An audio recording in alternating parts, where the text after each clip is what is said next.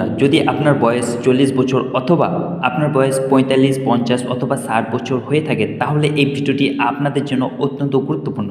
কারণ আজ আমরা আপনাকে জানাবো যে চলমান এসআইআর যাচাইকরণ প্রক্রিয়া আপনার বয়সী ব্যক্তিদের উপর কিভাবে প্রভাব ফেলবে এবং 40 বছরের বেশি বয়সী ব্যক্তিদের কি কি প্রয়োজনীয় নথি থাকতে হবে।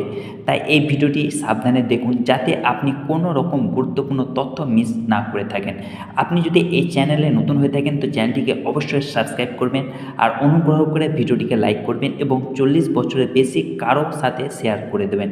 তো আসুন বিস্তারিতভাবে জেনে নেই। প্রথমে আমি আপনাদের বলবো যে সম্প্রতি 40, 45, 50 অথবা 60 বছরের বেশি বয়সী ব্যক্তিদের জন্য কি কি গুরুত্বপূর্ণ তথ্য উঠে এসেছে। প্রথমত, সারা দেশের অনেক রাজ্যে এসআইআর প্রক্রিয়া ইতিমধ্যে শুরু হয়ে গেছে। বিশেষ করে যেসব রাজ্যে আগামী 1.5 বছরের মধ্যে নির্বাচন অনুষ্ঠিত হবে, সেখানে এখন যাচাইকরণ প্রক্রিয়া দ্রুত এগিয়ে চলেছে। আপনারা হয়তো লক্ষ্য করেছেন যে বিএলওগুলি ঘরে ঘরে গিয়ে আদমশুমারির ফর্ম বিতরণ করেছেন। এখন প্রশ্ন উঠছে, কেন এই প্রক্রিয়াটি হচ্ছে? যদি আপনি একটি ফর্ম পেয়ে থাকেন, তাহলে আপনাকে কোন কোন নথি দেখাতে হবে? যদি আপনি এটি না পেয়ে থাকেন, তাহলে শীঘ্রই আপনি তা পেয়ে যাবেন। কারণ এই প্রক্রিয়া ইতিমধ্যেই দেশের 12টি রাজ্যে শুরু হয়ে গেছে এবং পশ্চিমবঙ্গে অলরেডি কমপ্লিটের দিকে। ইতিমধ্যে 40 বছরের বেশি বয়সী প্রতিটি ব্যক্তির কাছে বেশ কিছু গুরুত্বপূর্ণ নথি থাকা আবশ্যক। যদি আপনার কাছে না থাকে, তাহলে আপনি কিভাবে সেগুলি পেতে পারেন চলুন আমরা জেনে নেই। তো আজ আপনাকে সব কিছু স্পষ্টভাবে ব্যাখ্যা করা হবে। অনেক লোকের ভুল ধারণা রয়েছে যে এসআইআর সরাসরি নাগরিকদের সাথে সম্পর্কিত। আপনি যদি আপনার নাগরিকত্ব প্রমাণ করতে না পারেন, তাহলে আপনাকে দেশ থেকে নির্বাসিত করা হবে অথবা সরকারি প্রকল্পগুলিতে প্রবেশাধিকার থেকে বঞ্চিত করা হবে। প্রথমত আমি এই বিভ্রান্তি দূর করতে চাই। এসআইআর মানে হলো স্পেশাল ইন্টেনসিভ রিভিশন বা ভোটার তালিকার বিশেষ সংশোধন। এর সহজ অর্থ হলো ভোটার তালিকা পরিষ্কার করা এবং সংশোধন করা, যাতে কেবল প্রকৃত ভোটাররা তাদের ভোট দিতে পারেন।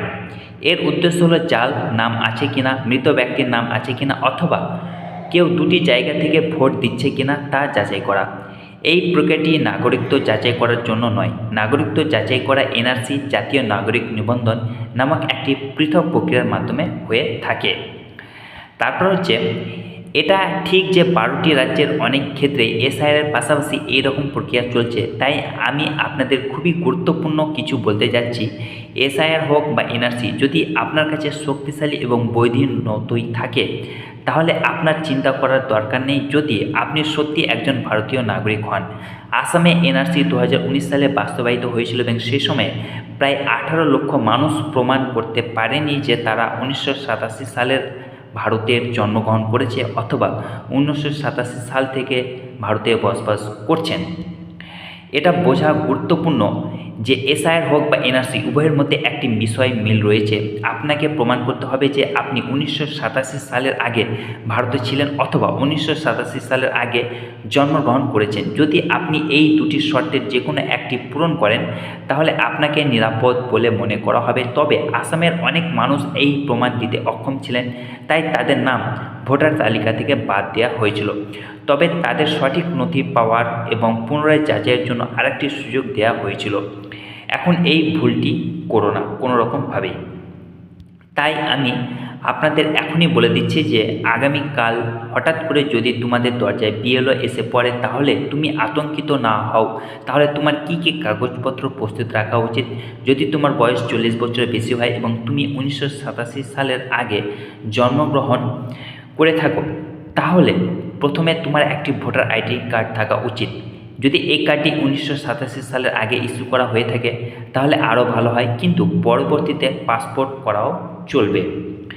তাছাড়া তোমার অবশ্যই একটি পাসপোর্ট থাকতে হবে, তা নতুন হোক বা পুরনো। তবে এটি ঐচ্ছিক বা বাধ্যতামূলক নয়।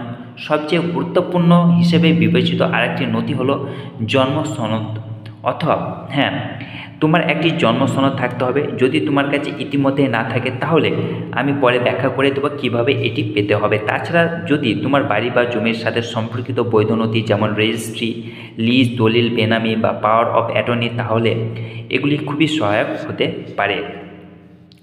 তবে যদি তোমার কাছে প্রয়োজনীয় পুরনো নথি না থাকে তাহলে আতঙ্কিত হওয়ার কোনো কারণ নেই, কারণ আমি ব্যাখ্যা করব তোমার কি করা উচিত এবং কিভাবে সেগুলি পেতে হবে। এমনকি যদি আপনার কাছে 1987 সালের কোনো নথি না থাকে তবুও চিন্তার কোনো কারণ নেই, কারণ সরকার জন্ম সনদকে সবচেয়ে গুরুত্বপূর্ণ নথি হিসেবে স্বীকৃতি দিয়েছে এবং আপনি এটি পাওয়ার জন্য পর্যাপ্ত সুযোগ দেওয়া হয়েছে। যদি আপনার কাছে এটি না থেকে থাকে তাহলে আপনি আপনার জেলা আদালত বা মহকুমা আদালতে যেতে পারেন।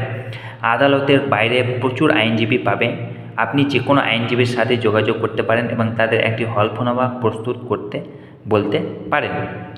তারপর হচ্ছে যে বন্ধুরা, হলফনামা দেওয়ার সময় আপনাকে 2 বা 3 জন সাক্ষীকে আনতে হবে। এই সাক্ষীদের আপনার চেয়ে কিছুটা বড় হওয়া উচিত, যাতে তারা আপনার পরিচয় নিশ্চিত করতে পারে, তবে প্রমাণ করতে পারে যে তুমি অনেক বছর ধরে ওই এলাকায় বসবাস করছো, তোমার জন্ম সেখানে এবং তোমার বাবা মাকে তুমি চাইলে তোমার কোনো আত্মীয় সাক্ষীকে হিসেবেও ডাকতে পারো। আদালতে তোমাকে জিজ্ঞাসা করা হবে কেন তুমি জন্ম শংসাপত্র পাওনি। এর জন্য তোমাকে একটি বৈধ এবং যুক্তিসঙ্গত কারণ দিতে হবে। তারপর হচ্ছে যে বন্ধুরা, তোমার হলফনামা প্রস্তুত করা হবে এবং তুমি জন্ম শংসাপত্রের জন্য বিকল্প প্রমাণ হিসেবে এটি ব্যবহার করতে পারো। সরকার সাধারণ জনগণের জন্য এই ত্রাণ প্রদান করেছে যাতে কেউ কোনো অসুবিধার সম্মুখীন না হয়। যদি কোনো কারণে জন্ম শংসাপত্র পাওয়া সম্ভব না হয় তাহলে তুমি পাসপোর্টে যেতে পারো। উপরন্তু একটি আবাসিক শংসাপত্র এবং একটি বন্য শংসাপত্র বিশেষ করে SC ST বা OBC শ্রেণীর লোকেদের জন্য পাওয়া যেতে পারে।